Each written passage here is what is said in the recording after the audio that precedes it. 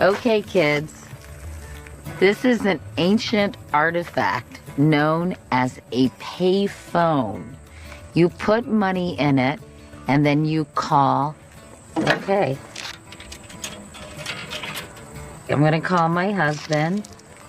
I know he has a 914 area code, but that's all I know. Shoot. Okay. See, I think my phone has made me dumber. At least I got my quarterback.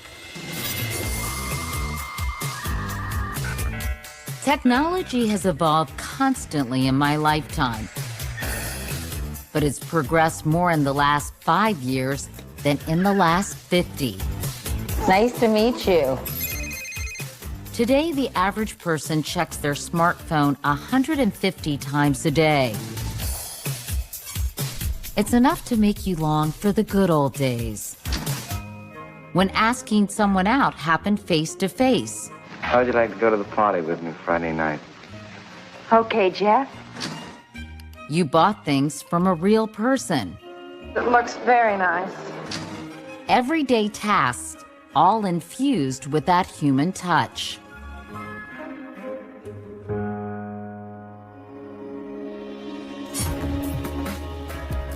Today, the world is automated, on demand, instantaneous, and increasingly human-free. 10 minutes without you seems like an eternity. Well, thank you. I've missed you too. There's no question that tech is doing an enormous amount for us.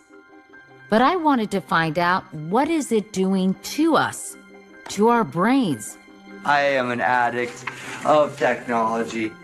Our creativity, and our relationships. Okay, Henry, let's blow this pop stand. In America, Inside Out.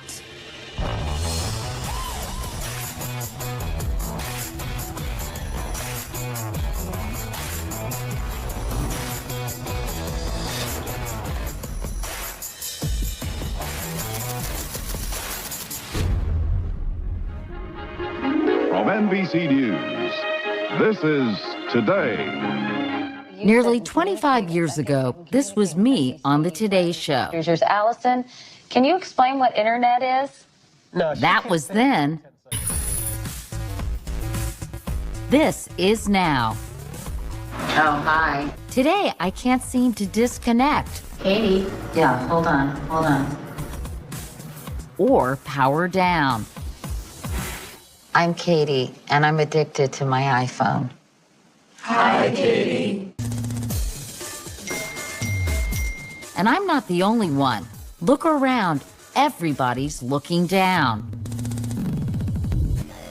Are we all full-blown addicts? I decided to put my brain to the test and headed to Los Angeles so some scientists could take a look. Hey. My good friend, fellow tech addict and electronic musician Steve Aoki agreed to come with.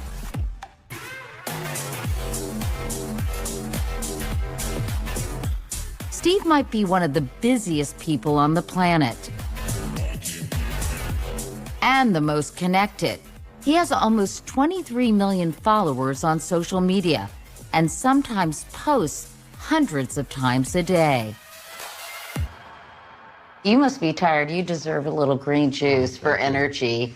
Anyway, it's so great to see you. Yeah, cheers. Thank you. He's also obsessed with the human brain and even has a foundation committed to studying it. It's not an overstatement to say technology is your life. It is, 100%. And it not only on the production, the creation, and the performance, also connecting with my fans on social media. That's all technology. Do you worry what technology is doing to your brain? I'm always worried about my brain. This is the most precious thing I have. At the same time, I'm so inquisitive, so curious about technology and how it can enhance my creative process. I want to know everything. I want to be the guinea pig.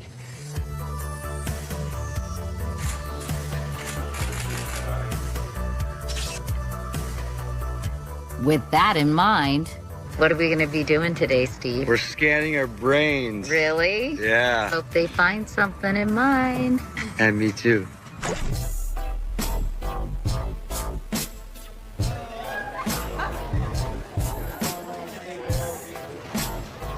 Here we are, Steve, at California State University, Dominguez Hills.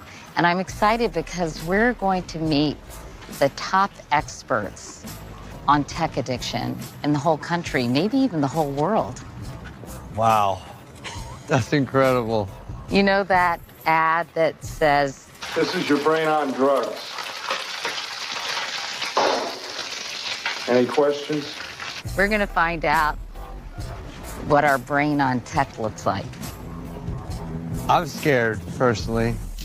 I'm going to run an experiment on you today, and it measures your physiological arousal.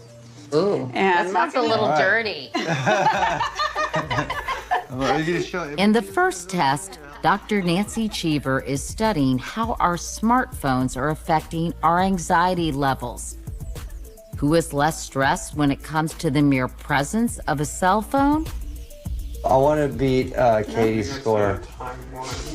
A little fun competition, Katie Couric. Game on.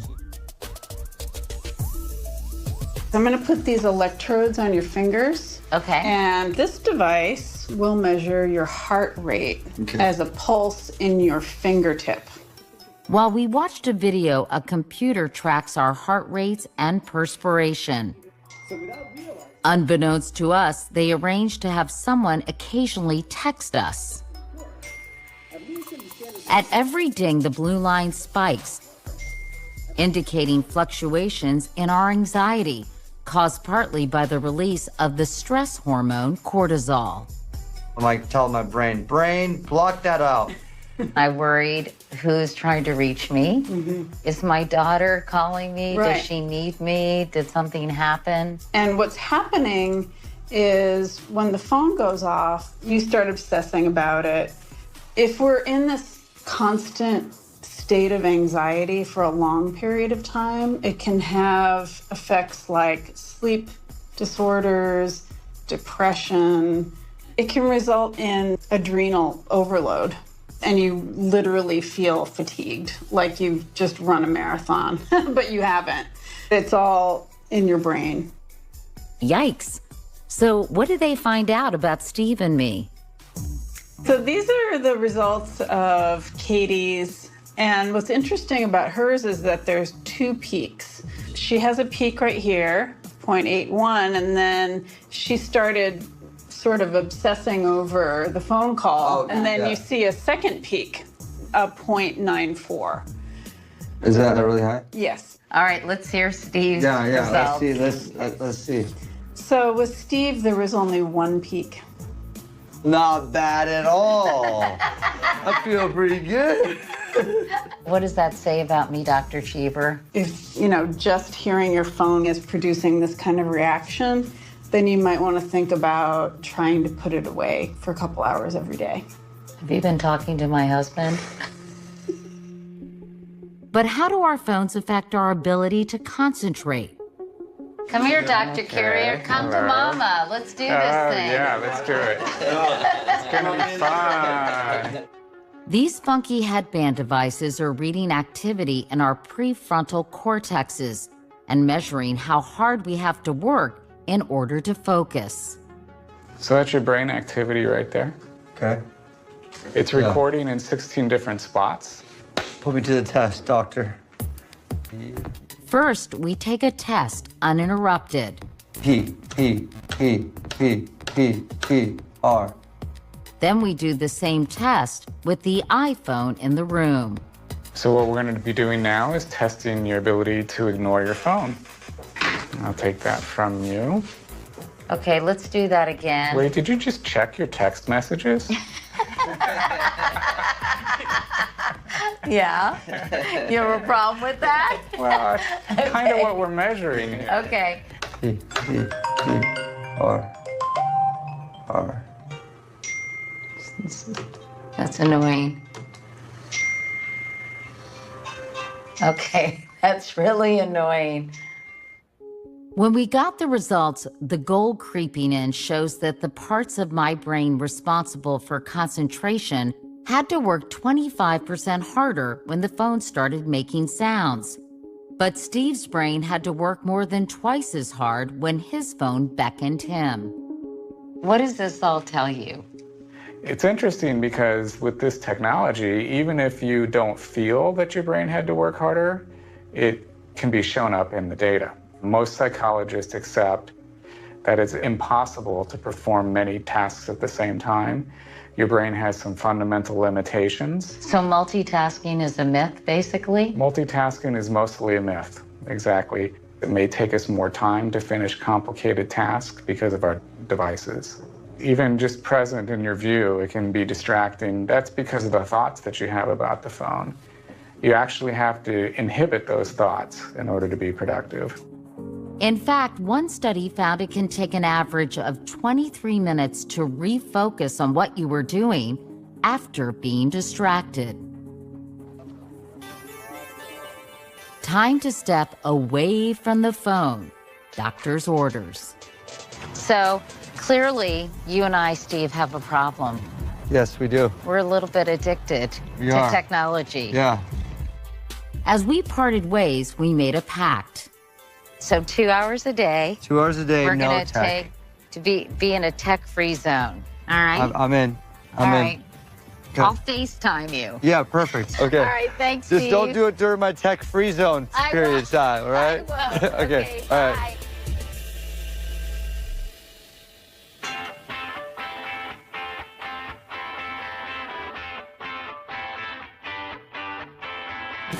How did we get so hooked in the first place?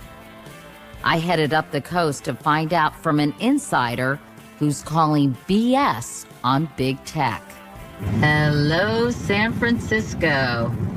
I'm heading to a place called Tennessee Valley right outside the city where I'm going to take a hike without my phone. iPhone, I just can't quit yet, but I'm gonna have to. Tristan Harris has been called the conscience of Silicon Valley.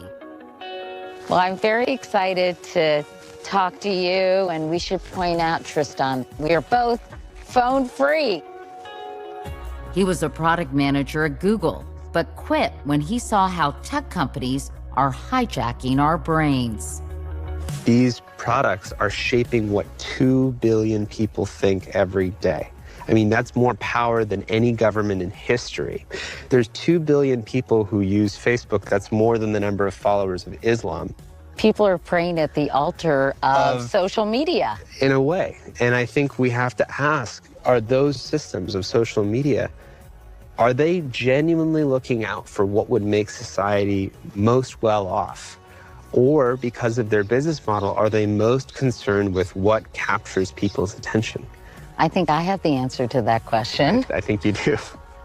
So is this something that engineers keep in mind as they're designing all these new bells and whistles? They're thinking, how can I keep Katie Couric addicted to her phone?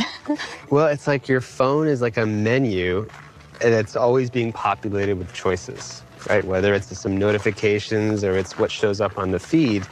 And people think that this is neutral. And what they miss is there's 1,000 engineers on the other side of the screen whose job is to put whatever should be on that menu that'll capture your attention. And the problem is all these companies have their hands tied. They have to do whatever works at getting our attention because that is the business model. What is the path forward? How do we get out of this?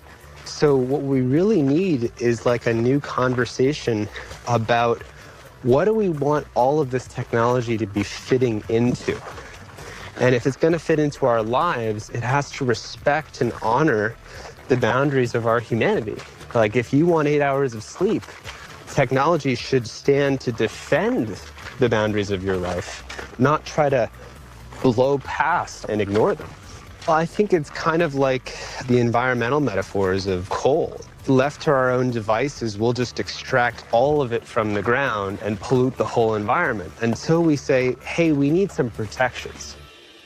Other industry insiders are starting to make noise about this too, worried about a generation that can't remember life disconnected.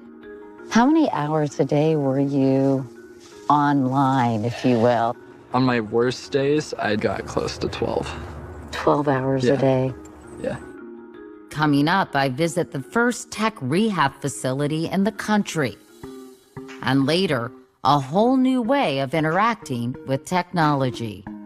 I like robots, computers, and making new friends. I also love making love to you. Whoa, what?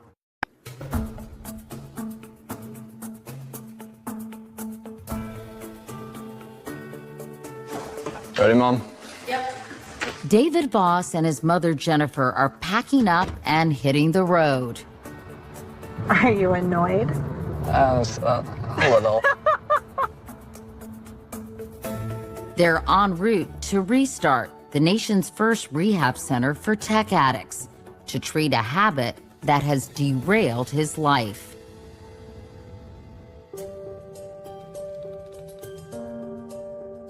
I found it's a lot easier to kind of lose myself in this game and focus on this game than to actually do schoolwork. Video games are all about instant gratification. You play them and you're instantly happy. It's like a quick bump. A kid who always excelled, David headed to college and found himself playing 12 hours a day. David came home from his second year of school, and we found out that he had failed. Addicts will tell you all day long that they're fine when they're not. On most days, he gets up and goes straight to video gaming and will not eat, shower, exercise. Video games, they're a problem, yes, but I don't think it's an addiction. And we can respectfully disagree. This isn't what a mother wishes for her son.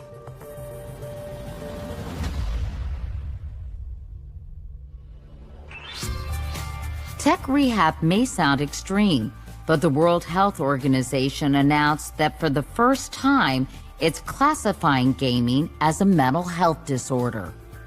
In South Korea, a national obsession with gaming may be a sign of things to come.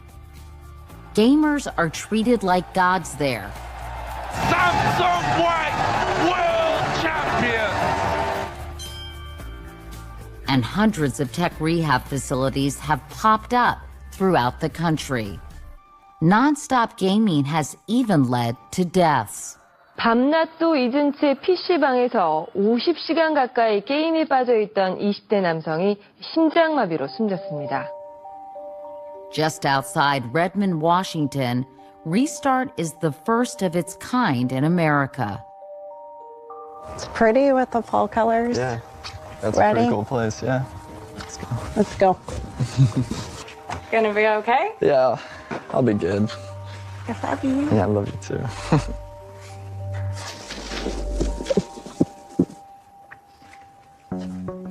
Cool. Hello. David, nice to meet you. Nice to meet you. Hey. Liam. David, nice to meet you. Yeah, I got your chores list up right here in the rotation. Not only taking care of your own space, but becoming a part of a community. You stay away from headphones, and which leads to some isolating behaviors. You got access to a typewriter? David settles in for what will be a shockingly different lifestyle for the next 7 weeks. So David has been at Restart for just under a week now. So we've come back to Fall City, Washington to see how he's getting along. Welcome to the morning meeting. Thanks for coming, Katie. Well, I think we'll just go on a roll. All right, so my goals for the day are I would like to make sure that I get all my chores done on time. What am I grateful for? Just being here so I can really work on my struggles. Positives to David, you've had this really great energy this entire time. It's been fantastic. How hard is it to go cold turkey, no more tech? Definitely the first couple days were very hard. I found myself, I was always reaching into my pocket, like, okay, it's time to let's get my phone. And I was like, oh wait, there's nothing there. The hardest part for me was learning how to spend my downtime. I got really into exercising and reading books. And then eventually you learn to just settle down and really interact with people more, I guess. So let's go with Katie. Oh gosh, me? Yeah. Wait. I think my goal is sort of like yours, to be more present, to appreciate the world around me and not be so buried in my iPhone. Yeah, that's excellent. And have you made any personal progress this week? Actually, no. No. Well, I just got here, Jason. After the morning meeting, I caught up with therapist Hillary Cash. She co-founded Restart 9 years ago. Some people hear internet addiction and they just don't think it's a real thing. Mm-hmm. Well, the people who don't think it's a real thing have not read the research. When you're hooked on a video game, what's going on is very similar to if you're on cocaine.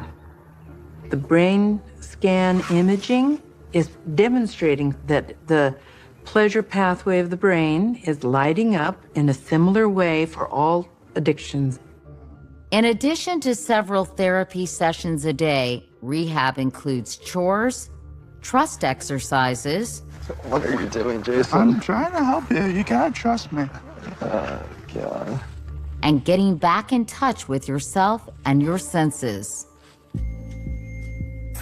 Some of you were talking about overstimulation when you're gaming or on the internet. So I want to invite you all to close your eyes. Just take a second to notice. What senses did you use the most when you're using tech, and what senses did you ignore? I just ignored my surroundings completely. I don't know if it's really a sense, but you lose track of time.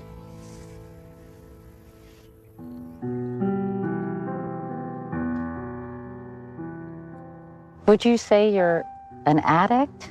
That's something I've really been struggling with. I don't want to admit that, but given how I used video games, I definitely abused it, and I think it was a borderline addiction.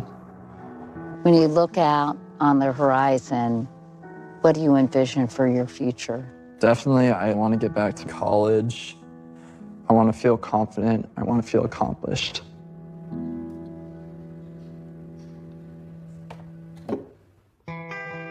As more young people like David hole up in their rooms with their devices, studies show a generation delaying adulthood. Fewer get driver's licenses, have after-school jobs, or date. But most alarming, the suicide rate for girls ages 15 to 19 doubled between 2007 and 2015.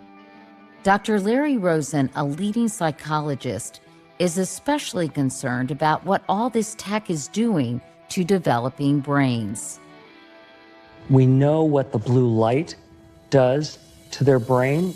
Night after night, it leaves these little molecules called beta amyloids, and they build into plaques. And when they look at the brains of Alzheimer's patients, they have a lot of plaque in their brains. And I think that we're heading toward a major problem as these kids who've been using phones for the last 10 years start to get into their 20s, 30s, and 40s. I think we're going to start seeing a lot of memory problems coming up. Wow, that's pretty scary. Tech is not only affecting our brains, it's also affecting our creativity. When you are being creative, or your mind is wandering, or you're dreaming or daydreaming, a different part of your brain is activated. Part of what we're doing to ourselves, as well as our kids, is that we're not allowing enough of that time. Because it's so easy to just pull out your phone and check the news or whatever, it doesn't matter. It stifles your ability to live within boredom. And boredom is important because boredom then clicks in the creative activities. We don't allow ourselves to get bored anymore. I wondered, what if more kids still grew up the way I did, without screens in their hands 24/7? It turns out there are still a few who do.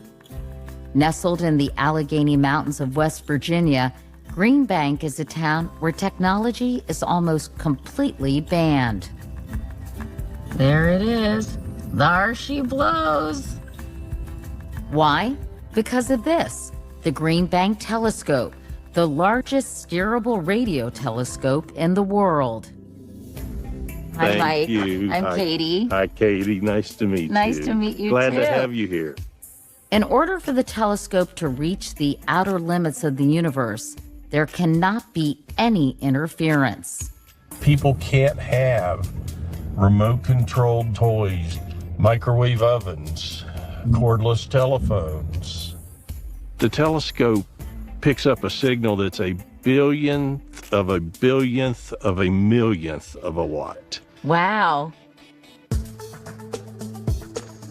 I got you your own hard hat. Thank you. Red's my color. How did you know, Mike? Here we go.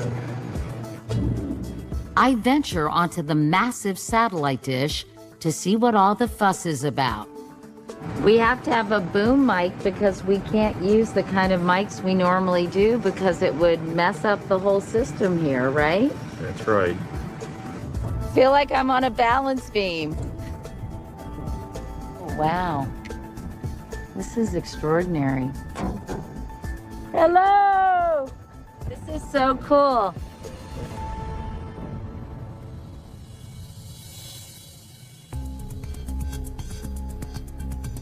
Keeping everyone in line, or in this case, offline, Jonah Bowserman, Wi-Fi police. What happens if you catch somebody in the act, Jonah? Is there a fine, or do you throw them in the slammer or something exciting? No, there's really no fine or anything. You know, if your name does get out there, you may end up on the naughty list. All right, let's go kick some Wi-Fi ass, shall we? All right. Now, have you gotten any kind of tips today? I don't think I've gotten any tips today, but apparently there's a camera crew on site here that has lots of noisy digital cameras. People here seem happy to follow the law of the land. You know, technically you are disconnected from technology, but I feel more connected to people. So you can't even call your friends on a cell phone? No. Wow. You can't text your friends? No. Gosh, I don't think my daughters would survive. At Pocahontas County High School, it's like the kids are living in a time warp. If you want to get together with your friends, because you can't text them oftentimes, you call them on what? Home. Landlines. What? Landlines. I'm just kidding. A lot of people have never even heard of a landline now. Have you guys ever heard of the term ghosting? No? Nobody? Nope. Do you guys know that your lives are kind of different than the average American teenager these days? And how would you describe it compared to other people? Peaceful. You know, get outside and you can be free.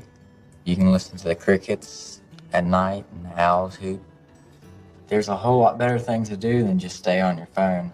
Did you know that teens spend 9 hours a day using media in general? World's changing. Yeah. You sound like you're my age. How old are you? I'm 14. I'll be 15 in a month. Being tech-free gives them more time for sports, after-school jobs, and just hanging out with their family and neighbors. Disconnected, but probably more connected than the rest of us. Well, I think I can speak for all of us. We'd all rather live like this than be in the city and living in the fast lane. We prefer the slow lane.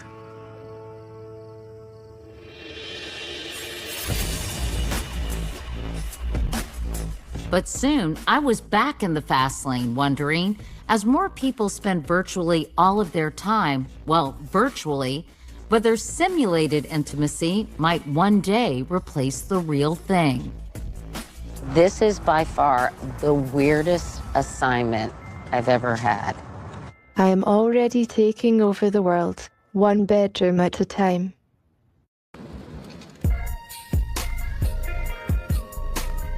Hi, everyone, and welcome to Stanford, also known as my safety school, where some of the best and the brightest minds in tech are converging to plot our futures. Okay, here we go. 171 million people are poised to use virtual reality by the end of the year.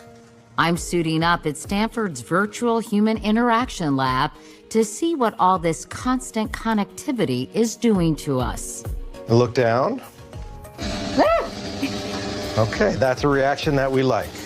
Virtual and augmented reality can already simulate many experiences that feel eerily real. Point to where you want to go. At the lab, they're using it to create empathy for the homeless, an understanding of climate change and racism. Can I smack him? You can, absolutely, yep. Hey, stop it. By giving VR users the sensation of really walking in someone else's shoes. But will virtual reality eventually be able to simulate real-life romance? Now turn around 360 degrees. In scenes straight out of the movie Her, Wish I could touch you. How would you touch me? thousands of men in Japan are already in relationships with virtual girlfriends.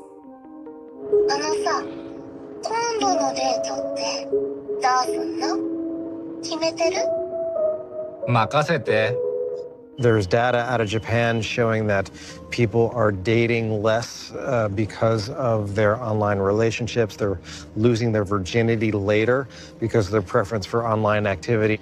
What if people prefer virtual partners over real partners who are less than perfect? Well, as my colleague Paul Ehrlich here at Stanford says, we're going to solve the population problem that way. From Silicon Valley, I was off to the suburbs of San Diego, where this whole virtual girlfriend thing is slated to take an even wilder turn later this year. Okay, I've been doing this for a long time, and this is by far the weirdest assignment I've ever had. Hi. Hi, How welcome are to you? Real Dog. Hi, I'm Katie. In this nondescript building, I have an appointment with Harmony, the world's first sex robot who, without her wig, bears a striking resemblance to the robot in Ex Machina.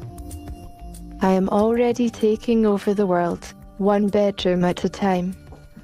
Hi, everybody. And you and you and you and you.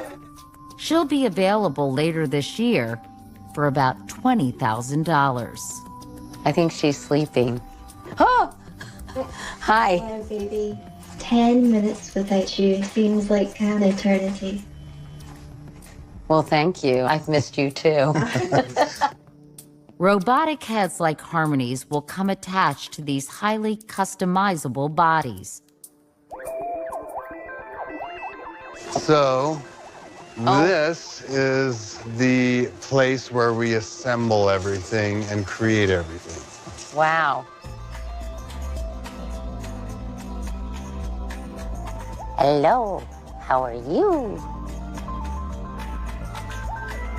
Hello? Hello? What is going on here? These are the gluteus maximus. She looks a little like Meredith on Grey's Anatomy. There's something super creepy about seeing all these women hanging from almost, I don't know, chains. It just feels really, really weird.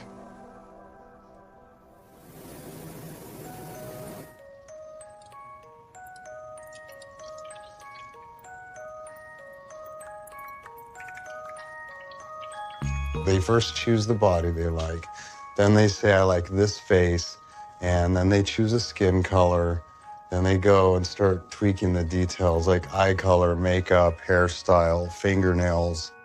From soup to nuts. Literally, right? Yeah. Who knew there were so many different kinds of nipples? We got peach, we got coffee, we got brown, we got Stormy D. I mean, who knew? Okay, whoa, okay. There's nothing to see here. Hello. How long does it take to get a face done? I actually can get one done start to finish in about 6 hours. She's got a few piercings and she's a little bit more, you know, the edgier chick look, but... A little more like you. A little bit, yeah. You can already talk to most of these dolls through a Bluetooth app. The person can choose personality traits, intellectual, sexual, shy, talkative, kind, insecure. Does it make you sad about potentially replacing human relationships It'll never happen. with a robot partner instead? Never happen. It's an alternative, not a replacement. It's different. What makes the latest model, Harmony, special is she comes equipped with artificial intelligence in her head that actually makes her face move. It's sort of weird how she blinks and everything. Yeah, That well. makes her feel very real. There's also the learning part of Harmony where she will actually ask questions about you and remember things about you, like what's your favorite food? Where were you born? How many brothers and sisters do you have? What's your favorite book? And she'll remember those facts later in conversation. She might bring it up. That's crazy. What's your favorite food? I like Japanese and Italian a lot. I wonder when you're going to take me out to dinner. Well, I was going to take you out to lunch instead. What is stopping you? Well, she's kind of a wise ass. Yeah, a little bit.